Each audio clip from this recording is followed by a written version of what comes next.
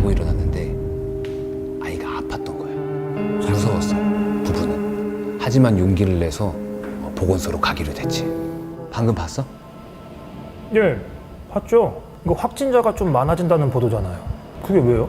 그때는 저렇게 뉴스 보도에 사용하는 코로나 확진자 관련 자료 사진도 굉장히 주의해야 했어. 조금 전에 얘기했던 그 가족 얘기 생각나지? 예. 코로나 확진자 관련 소식을 전하는 보도에 아까 말한 부부와 아이가 코로나 검사 대기줄에 서 있는 모습이 자료 사진으로 사용된 거야. 특히 아이가 입었던 유치원복. 그 부부 검사 받으러 가기 전에 어땠는지 기억나? 그렇죠. 막 엄청 고민하고 힘들어 하셨잖아요. 맞아. 굉장히 고민하면서 부부싸움에 가까울 정도로 회의를 하면서 코로나 검사를 결정한 거였잖아. 아니, 그래서 어떻게 됐는데요? 인터넷에 보면 동네 사람들 모여서 하는 카페 알아? 와, 설마 그럼 그 카페에 가족분들 신상이 다 털린 거예요?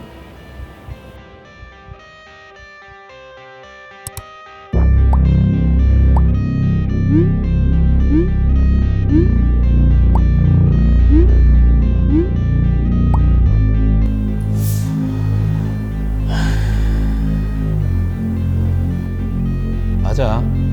다 털렸어. 가족이 방문한 지역 보건소명과 아이가 입었던 유치원복 조합이면 말만하지.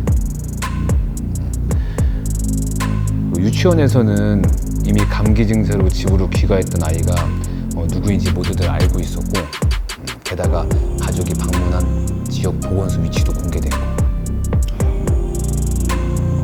아니, 그러면은 그 아이가 어떤 유치원에 다니는지, 이름이 뭔지, 어느 동네에 살고 있는지 이런 것도 다 알려진 거예요?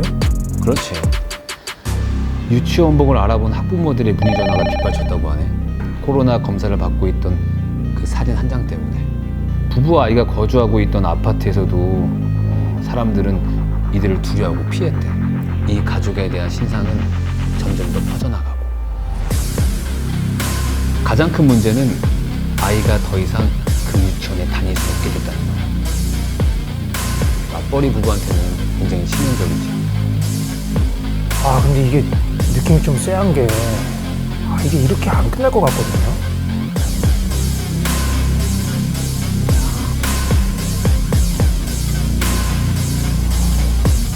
와, 이거 어떡해요. 이게 바로 부부와 아이가 자료 사진으로 등장했던 보도야. 특히 이 사진은 최초에 보도한 언론사와 계약 관계에 있는 다른 언론사에도 제공되었어. 근데 이 사진은 코로나랑 전혀 관련이 없는 기사에 실렸는데요? 이 뭐 어린이 괴질, 경기 지역 등교 연기 같은 보도에? 그래서 이 가족은 오히려 다른 사람들에게 피해를 주지 않기 위한 착한 마음에서 검사를 받았을 뿐인데, 언론 보도 때문에 일상생활을 할 수 없었고 심각한 정신적 피해까지 받았어. 참 안타까운 일이지.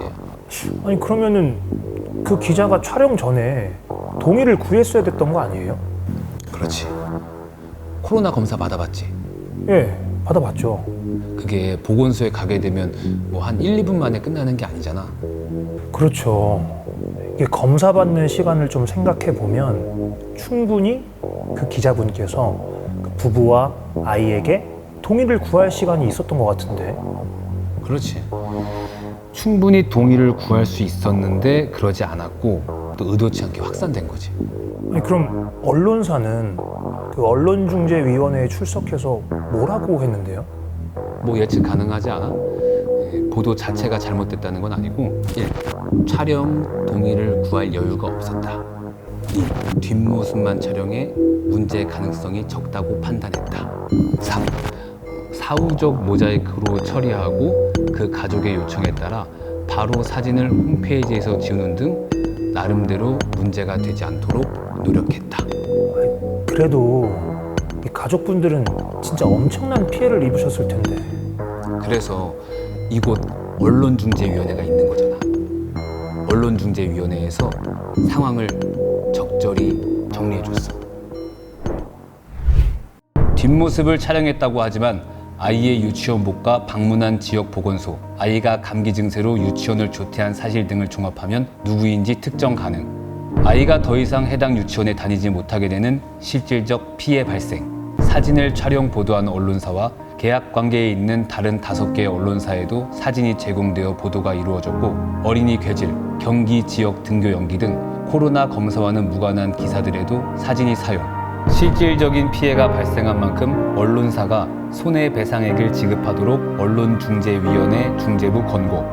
당사자 합의에 따라 손해배상금 지급. 중재부의 권고가 있었고 양측은 손해배상으로 원만하게 잘 협의했어. 언론사도 재발 방지를 위해서 노력하겠다고 했고. 저 가족분들 진짜 저 당시 때는 상당히 힘드셨겠지만 그래도 언론중재위원회 덕분에 다행히 다시 일상으로 돌아갈 수 있었겠네요. 그래, 생각해보면 그 가족들도 주변 사람들도 많이 힘들었을 거야. 코로나에 대한 공포가 극에 달했을 때니까. 그렇죠. 그래도 다행이다.